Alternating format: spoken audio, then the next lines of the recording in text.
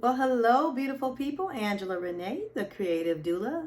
How are you? How are you? How are you? I know during the holiday season, it can be a little difficult. I've had a few ups and downs myself. So I just want to affirm if you're not, haven't been perky the whole time along, you know what I mean? Even though I've been consistent with my, sharing a word every day this month, I'm going to tell you there's been some tough moments. But guess what? We're here, y'all. We're here.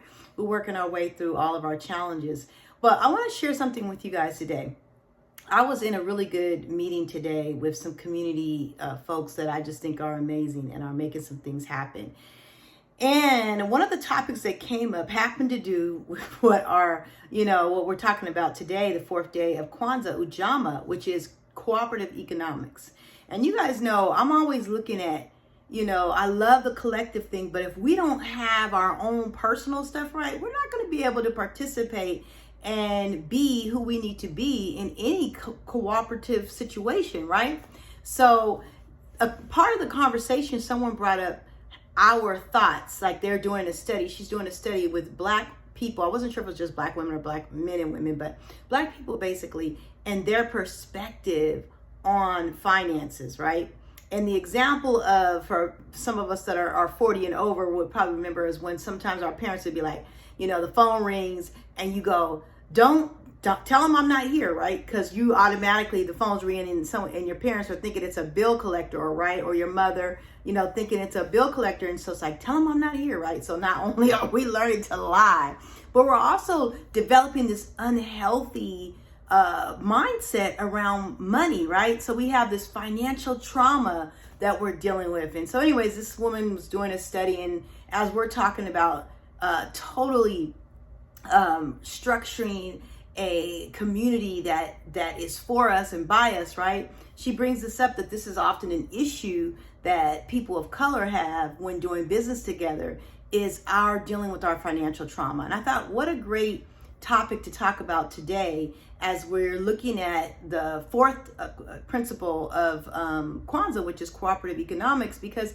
if you have an unhealthy relationship with money and an unhealthy perspective on finances, it's going to be hard for you to understand cooperative economics. We talk about, buying Black in the community where, that we are dealing with highly melanated people, right? And we are challenged with even doing that, not just because of we feel like sometimes the prices are higher or whatever, but also because our own perspective on finances is not one that is of supporting people that look like us, but rather we don't even really believe we deserve it or that we can be financially free, right? There's a lot of people that are stuck there, right? And I have my own issues with money, and mine is not the that we can't have it and that it's not there. Mine comes from me actually seeing my parents for 20 years have successful business and then losing it. So my trauma stemmed around, and I'm saying stemmed around because I've been dealing with this, around not whether business can be successful or not, but if you build it and then it all comes crashing down, like wanting to avoid that feeling. But I had to get over that. And just recently, something came to my knowledge that I was doing that was kind of taking on the emotions of my mother and the emotions of my father when they lost everything after 20 years. And I was literally recycling those emotions back and forth, back and forth. So when God made me aware of that, I literally went, had a conversation with my parents in the spirit realm, right? And just was like, look, y'all take this back. This is your response. Because I'm an empath, I felt all those emotions and I've been carrying those for all these years, right? For over 40 years now, y'all. Carrying that and carrying that and carrying that with me. And it's time for y'all to take this back, right?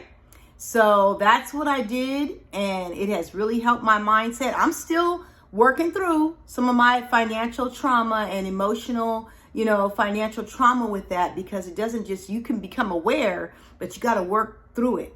And that's something that I am dealing with right now and working through it. But I tell you, Angela has to do the work with herself to overcome that, right?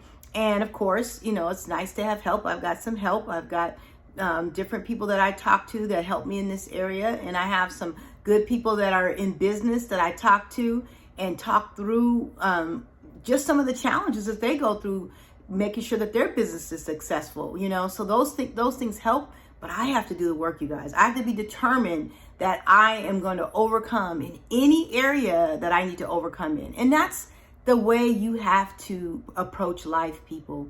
You have to bet on you. Put you first, right? Check out what your gifts are, right? Understand your purpose, and then look at the challenges that you have in actually walking out your purpose, walking out your day-to-day, and work on it. This is not an easy thing. But guess what? If you're going to be your best self, if you're going to be all that you can be, you're going to have to face yourself, right? You're going to have to face your fears. And many highly melanated people that have been living in this country called America are challenged with financial trauma. And most of us got it from our parents, who got it from their parents, right? And it just was handed down. But this is something that the ancestors are speaking to me about that we've got to overcome now. So bet on you, right? Face them demons, they say, right? Face those things that you're uncomfortable with and become your best self. So as we're looking at today's Kwanzaa Ujamaa cooperative economics, let's look at our perspective on economics, right? In our community and with ourselves. And let's see if our perspective is healthy. And if it's not, manage that perspective and make sure it's healthy. And of course, like I tell people, if you have to, go to your AI system and ask them, what does it mean to have a healthy economic perspective? Right? What does it mean for me to have a healthy economic perspective? Shoot, ask the robot, ask AI, right? See what AI says, and then do some of your own research. Go deeper with it, do some of your own research, and make sure you have a healthy perspective on economics, right? That is your best approach to cooperative economics, is to understand you and how you view economics. All right, y'all. Peace, love, and light. I love you. Angela Renee, the Creative Doula.